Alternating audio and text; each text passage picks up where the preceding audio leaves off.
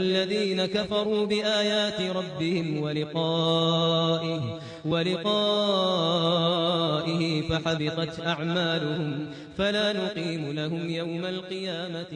بسم الله الرحمن الرحيم الحمد لله رب العالمين والصلاة والسلام على أشرف الأنبياء والمرسلين سيدنا محمد وعلى آله وصحبه أجمعين أما بعد.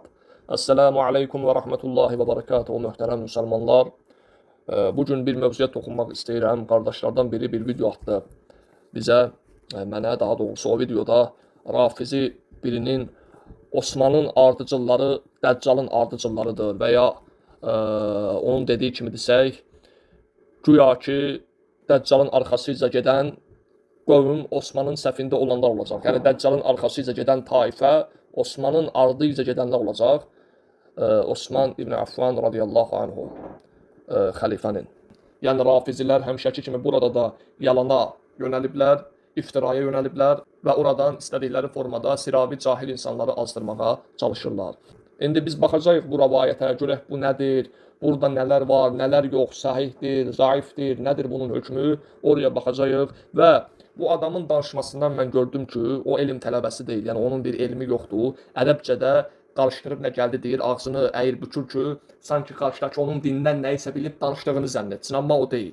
Yəni o deyil, bu adam danışdığını bilmir, görünür ki, cahildir, İslam elmindən də, hadis elmindən də, rəvayət elmindən də heç nə bildiyi yoxdur, sənədlər baxımından. Amma bunu qınamıram, çünki rafizilik etiqadında, bu rafizilərdə mərfu, sahih və s. bu cür şeylər yoxdur, yox mislindədir yəni.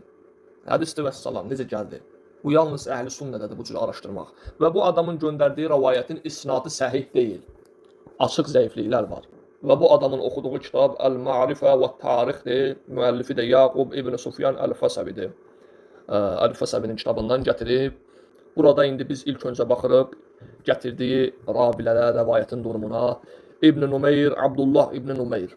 Bu siqadır. Bunda problem yoxdur. Lakin Muhammed İbn Əssalt haqqında alimlər ixtilaf edib. Hökmü haqqında. Çoxları onu zəif və ya məchul sayıb. Yəni alimlərin əksəriyyəti belə deyibsə, sən onu bizə siqadır deyib, nə bilim düz danışan, haqdır deyib, sıraya bilməzsən. Ortada rəy var, alimlərin sözü var, haqq və batil açıq aydın bəllidir. Muhammed İbn Əssalt haqqında alimlər ixtilaf edib. Çoxları onu zəif və ya məchul sayıb durumu barədə. Etibarlı hədis imamlarının da ona ixticacı yoxdur. İndi bilmirəm bu adam ixticac nədir, tədlis nədir bilirsə dediyimi anlamışdır. Və sonra Mənsur İbn Əl-Əsvad, bu da tanınmış siğa ravilərdən deyil. Bu adam orada deyir tanınmış siğadır filan, o deyil.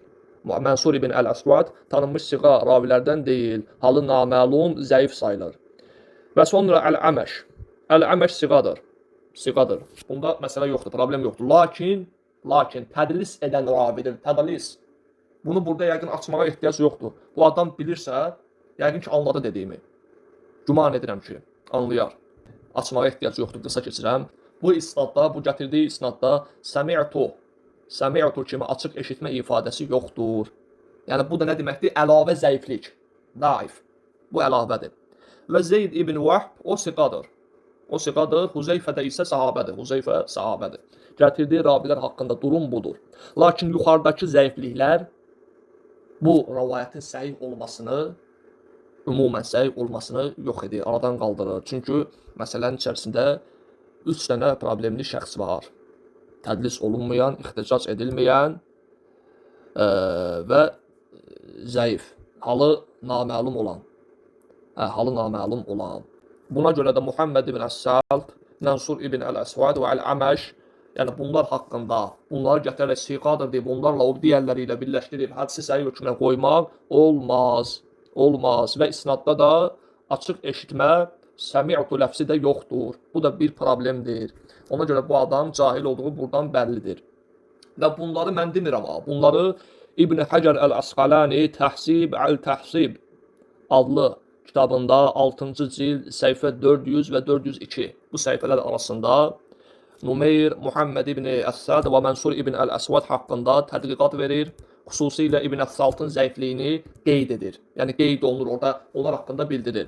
Sonra yenə İbn Həcər Əl-Əsqalani Lisan Əl-Mizan adlı kitabında cild 4 səhifə 123 və bəzi nəşrlərdə 125. Burada da Mənsur ibn Əl-Əsvad və Əl-Əməşin halı və siqalı statusu barədə ətraflı şərh verir, bildirir.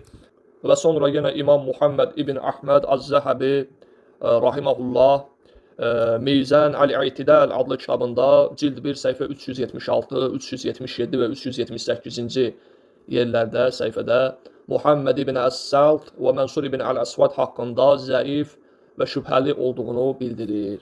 Yəni buna görə də bu hədisin hökmü açıq aydın zəifdir. Açıq aydın zəifdir. Bununla istidlal etmək, bununla hökm çıxarmaq, bunu sahihdir deyə siravi insanlara sırmaq olmaz.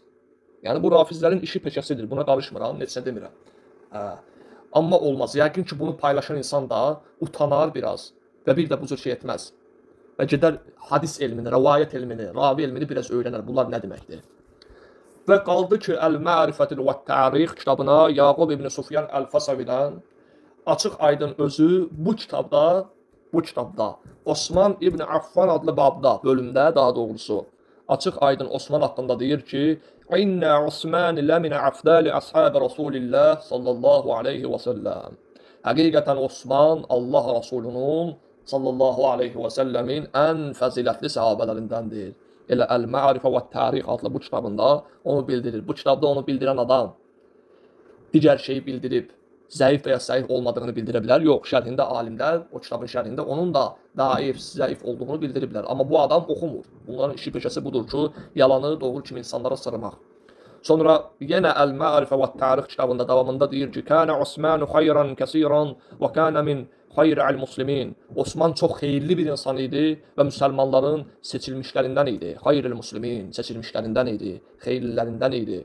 Yəni bunu açıq aydın Yaqub ibn Sufyan Əl-Fasavi bu kitabında, Əl-Mərifə və Tərix kitabında açıq aydın bildirmişdir.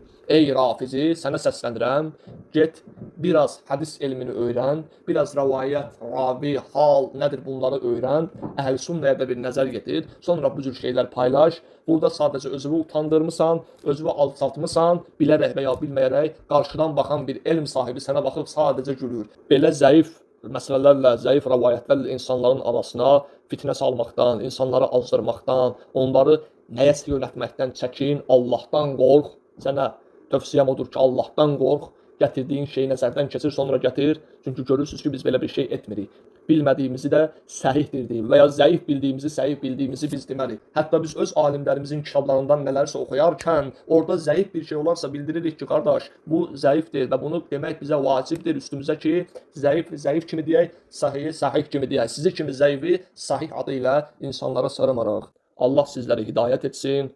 Allah bizim də günahlarımızı əfv etsin, bizləri bağışlasın. Nəstəğfiruhu və nətubə ileyh. Vəlhamdülillahi rabbil ələmin. Və sallallahu və səlləm alə nəbiyyina və habibina Muhammed.